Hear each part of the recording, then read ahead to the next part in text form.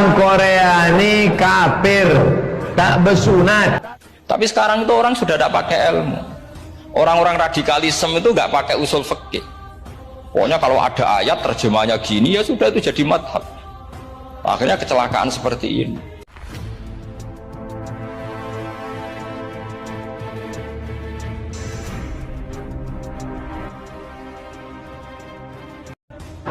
Orang Korea ini kafir, tak bersunat, tak mandi wajib, berzina kerjanya. Jangan suka kepada orang kafir. Mereka ya berkawan sama orang kafir. Makanya butuh analisis fikih untuk maknani wa may yatawallahu minkum fa innahu. Setelah dianalisis fikih, ternyata semua nabi diistilahkan wa ila madyan akhahum syuaiba wa ila adin akhahum huda. Akho itu artinya apa? Saudara. Tattabi'unna sunanal ladzina min qablikum. Kalian akan ikut tradisi orang sebelum kamu. Zira'an bi zira'in, shibran bi shibrin, sejengkal demi sejengkal, zira'an bi zira'in, sehasta demi sehasta, hatta law dakhalu juhra dabbin, sampai-sampai kalau mereka masuk ke dalam lubang biawak, la dakhaltumu, kamu pun ikut juga ke dalam. Sama, Nabi berkawan orang kafir itu tidak karena berkawan, itu binaan Nabi. Memang Nabi itu jadi Nabi, objeknya adalah mengislamkan orang kafir. Ya berlama-lama Nabi dialek dengan mereka, muasyarah sama mereka. Bahkan Nabi diharuskan bersikap baik sama mereka. Itu yang disebut fabima rahmatim minallahi lintalahum walau kunta faddan ghalidhal qalbi lan faddu min hawlik.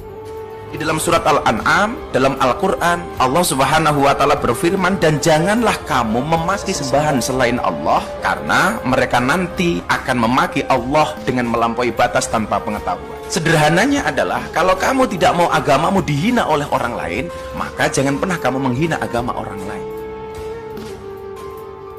Tapi sekarang itu orang sudah tidak pakai ilmu. Orang-orang radikalisme itu nggak pakai usul fikih. Pokoknya kalau ada ayat terjemahnya gini ya sudah, itu jadi madhab.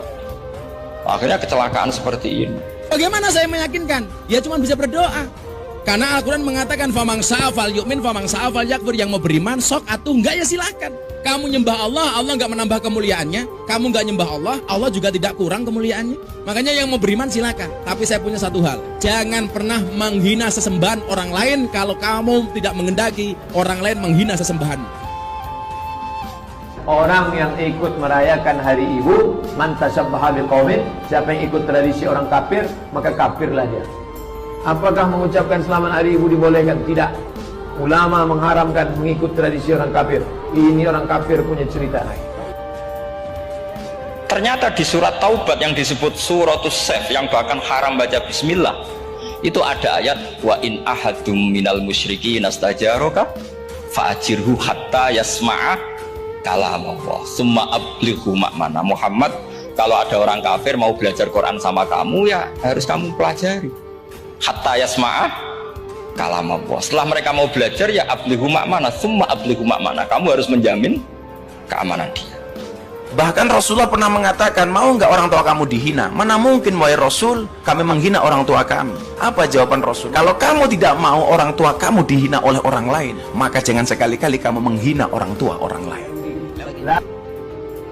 Tapi saya pastikan orang kafir pun bisa memahami Quran, yaitu tadi hatta yasma'a kalam Allah. Sayyidina Umar itu masuk Islam itu gara-gara dengar adiknya baca Toha, ma anzalna alikal qur'ana litashqa illa tadhkiratal liman yakhsha tanzilam mimman khalaqal arda was samawati al-ula ar-rahmanu 'alal arsis tawa. Itu dia ma huwa bikalamil basar, tidak mungkin seperti ini karangan manusia, itu tidak mungkin. Akhirnya dia Islam. Kami di sana bukan kami ikut Kristen, kami di sana menyampaikan kebenaran Islam. Sopo ngerti ono siji loro sing masuk Islam. Atas dasar itulah saya mengucapkan selamat kepada Anda semua dengan forum ini. Man tashabbaha biqaumin fahuwa minhum. Siapa yang suka kepada orang kafir, maka dia bagian dari kafir itu. Condong hatinya kepada orang kafir. Sampai sekarang pun orang kafir itu orang paling tahu Quran. Makanya Allah mensifati orang kafir itu hasadam min indi anfusihim min ba'di ma tabayyana lahumul haq. Islam tak perlu diajari bagaimana berinteraksi sosial dengan saudara kita non muslim. Sekarang saya tanya, orang sing tabayyana lahumul haq itu orang paham apa orang tidak paham? Mereka orang kafir itu mengingkari Quran, padahal min ba'di ma tabayyana lahumul haq, setelah kebenaran nyata bagi mereka.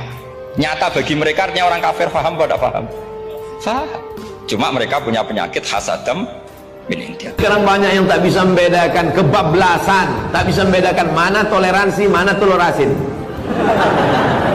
Harus bisa dibedakan. Ada yang memahami toleransi secara kebablasan. Saya kasih contoh misalnya, ada orang yang mengatakan semua agama itu benar titik.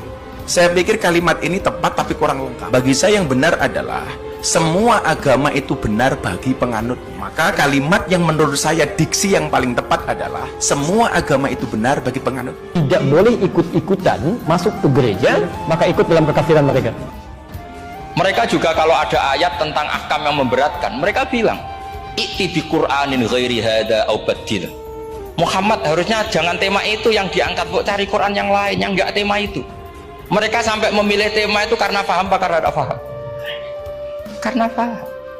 Berapa keluarga orang Islam yang mati dalam keadaan su'ul khotimah, dipanggil ini haleluya, mati kafir ya. Karena di salib itu ada jin kafir.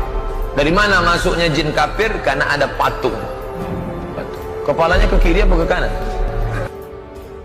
Sehingga ulama kita membagi kafir itu ada harbi, kita musuhi, ada dhimmi, ada mu'ahad, ada musta'man. Itu ulama karena tahu tidak semua orang kafir itu harbi, tidak semuanya dhimmi, tidak semuanya mu'ahad, tidak semuanya musta'man. Kalau harbi oke, kita perang, kalau dhimmi ya kita bina, kalau mu'ahad ya sesuai perjanjian kita, kompensasinya apa, MOU-nya kayak apa. Tapi apalnya mereka ayat satu tema. Islam tak perlu diajari bagaimana berinteraksi sosial dengan saudara kita non muslim. Bagaimana saya meyakinkan? Ya cuma bisa berdoa. Karena Al-Quran mengatakan famang sa'afal yu'min famang sa'afal yakfur, yang mau beriman sok atau enggak ya silakan. Kamu nyembah Allah, Allah enggak menambah kemuliaannya. Kamu enggak nyembah Allah, Allah juga tidak kurang kemuliaannya. Haram hukumnya masuk ke rumah ibadah orang lain. Haram. Jadi artinya gini, kalau kamu ngaji ulumul Quran, kamu harus tahu ini khitab ke kafir. Kafir yang mana? Ahli kitab atau kafir yang musyrik? Nah sekarang tidak tahu lagi, pokoknya kafir. Makanya kalau orang berdebat dengan mereka itu tidak goblok menewat. Selama kemudian ada kebaikan di dalamnya, ya saya akan lakukan. Dan yang perlu diingat, kehadiran saya itu bukan dalam rangka peribadatan, bukan sembahyangan, tetapi peresmian. Saya merasa bersyukur Tuhan Yang Maha Esa telah memberikan kepada kita keragaman sangat besar dalam beragama, dalam berbudaya. Pak Gus Dur sering mau diundang ke gereja. Alasannya Gus Dur Marzuki menyampaikan dakwah itu wajib kepada siapapun.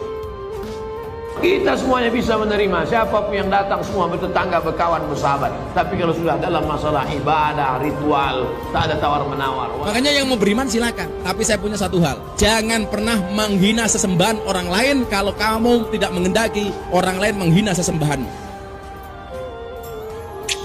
Makanya sama tidak usah ketularan goblok sing pun gimpun sing wis goblok ora usah ditambahi pun kathah dan ini pun. Ya karena kita ngaji jelas Qur'annya kan lam yakunil ladzina kafaru, itu masih ada min lil bayaniyah atau min li bayanil jinsi. Kafaru itu sapa? Siji min ahlil kitab, dua kafaru sing wal musyrikin. Dua-duanya tidak pernah munfakina hatta ta'tiyahumul bayinah. Mereka tidak akan tercerabut dari pikirannya sehingga ada bayinah. Bayinah itu siapa? Rasulun minallah yatlu sufam. Nah, ketika Nabi menjelaskan asal usul nasabnya bahwa Sayyid Adnan itu ila Ismail, Ismail jelas putra Nabi Ibrahim, mereka terus baru iman karena ada fihi ayatum bayinatum maqamun apa? Ibrahim.